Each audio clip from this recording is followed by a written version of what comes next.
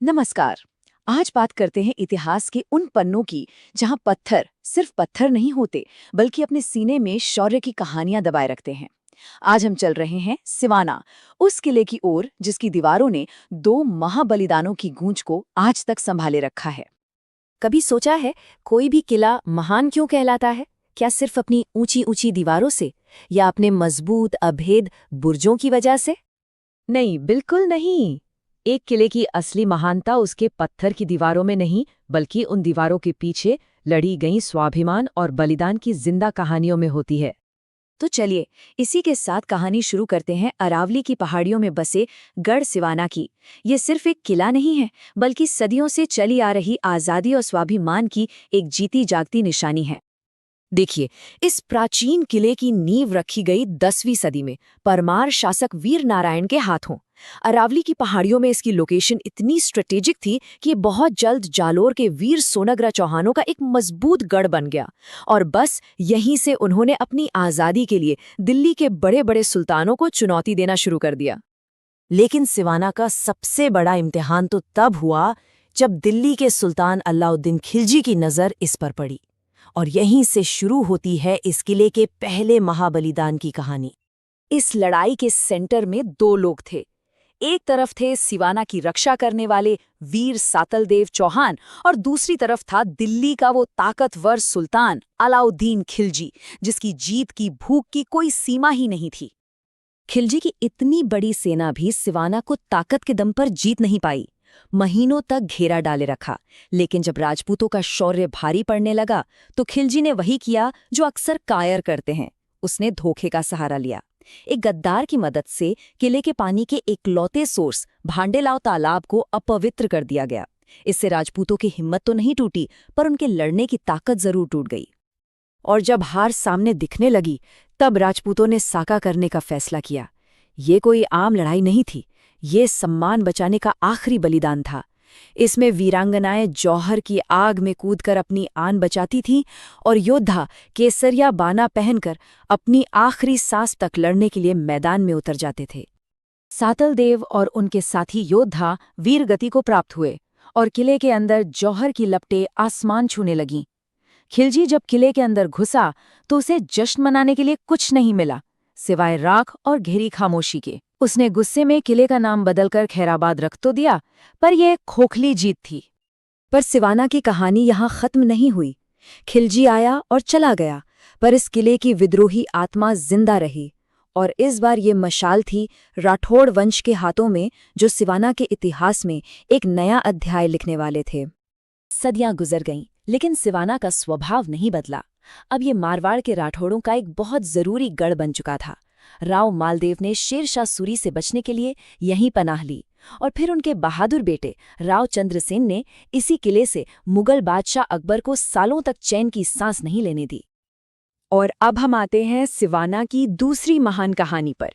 ये कहानी है एक ऐसे योद्धा की जिसने एक पूरे साम्राज्य के सामने अपने स्वाभिमान को चुना। ये कहानी है कल्ला रायमलोध की। तो किस्सा कुछ यूं है कि बादशाह अकबर ने बूंदी की राजकुमारी का रिश्ता शहजादे सलीम के लिए मांगा।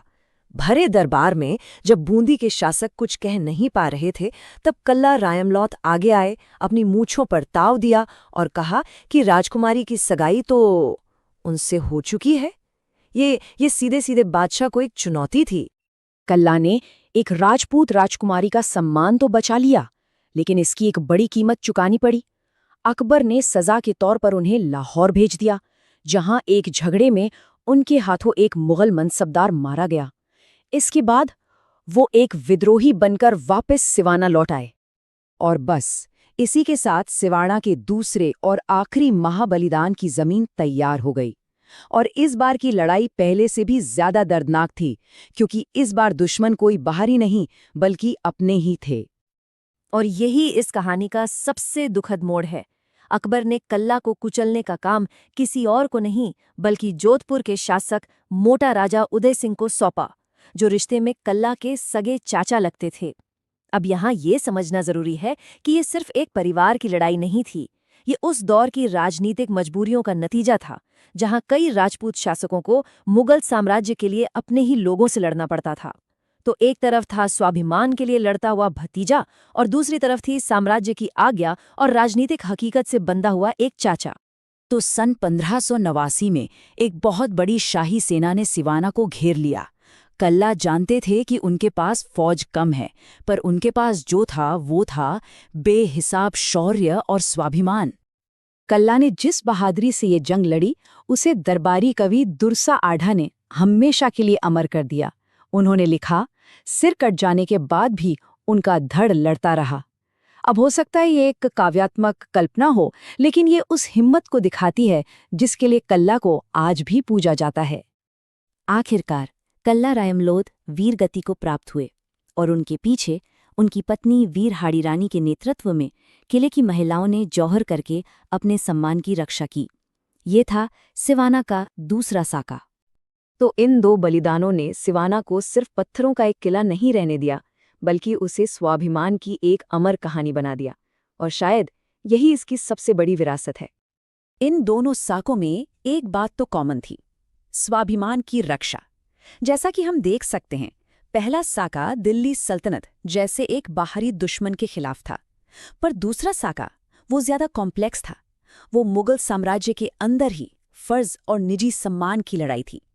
ये दिखाता है कि स्वाभिमान की लड़ाई सिर्फ बाहरी दुश्मनों से नहीं, बल्कि कभी-कभी अपने ही समाज और वक्त की मजबूरियों के खिलाफ भी लड़ी जाती है। और इसका सबसे बड़ा सबूत ये है कि कल्ला रायमलोध आज सिर्फ इतिहास का एक चैप्टर नहीं है, बल्कि लोगों के जीवन का हिस्सा है।